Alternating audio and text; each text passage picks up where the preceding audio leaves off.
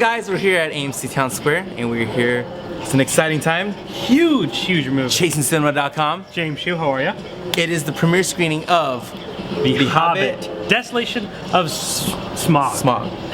Smaug. I think I kept saying it right, but I don't know. I have to hear it again in the movie to find out. So we all know Peter Jackson's epic stories. The Hobbit is split into trilogy. We're in the second one. I really enjoyed the first one last year. You did as well. Yes. I was surprised how much the first Hobbit reeled me in. I thought it was kind of just more of a setup movie, but I still was really intrigued. Visual effects, obviously undeniable. So I'm expecting the same from this movie. I'm just hoping a lot more action, a lot more of a good time. But it's clocking in like 2 hours and 40 minutes, so that is what we expect normal, though for Hobbit Lord of the Rings. But at the same time, you know, you screw up 1/2 hour of that, then the movie just drags. This is true, but I'm still excited about it. I'm very doubtful Peter Jackson will do such a thing. Cumberbatch. Yep. We got the Dragon. Yeah. We have Smaug. We have Orlando Bloom. Yep. Who Bilbo hasn't been doing anything, but now he's back. Bilbo. Back. Mm-hmm. We're excited about it. And Ian McKellen. Magneto himself. Yes. Gandalf the Grey. All right. The Grey. I'm expecting good stuff tonight. Yes. All right. We'll see everybody soon.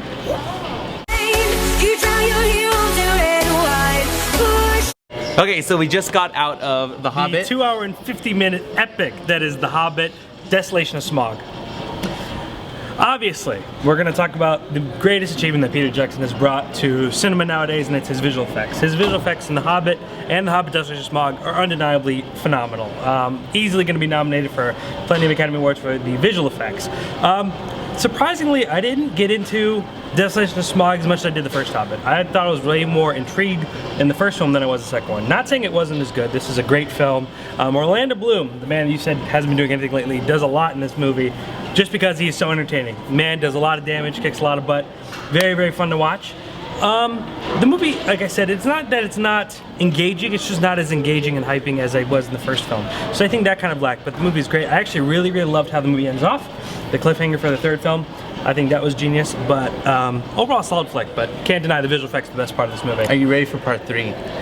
I'm hoping part 3 is just going to be like Return of the King, where it's just a pure epicness, a lot of battling, and an 11 Academy Award winning. There are some people that say if you could say the greatest film ever made, a lot of people say Return of the King. Return of the King is definitely a contender. It's one of the few movies that have the most awards, which is 11 Academy Awards.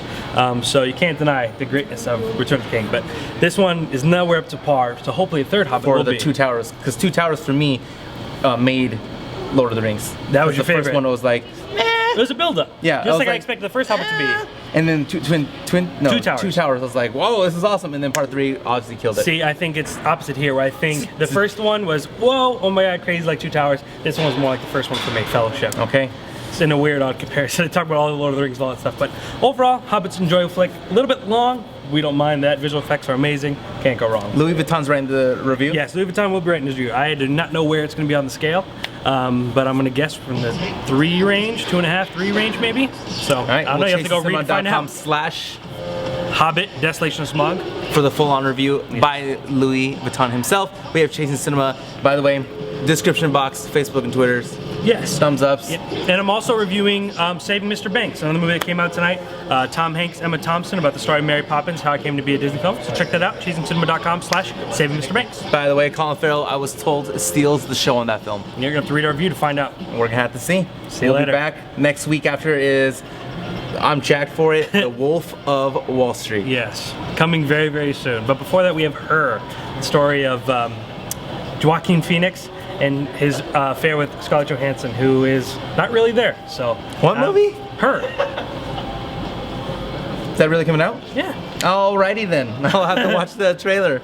All right. Well, ChasingCinema.com's the man. James Shue we'll is see better. everybody soon. See you guys. Push play stuff.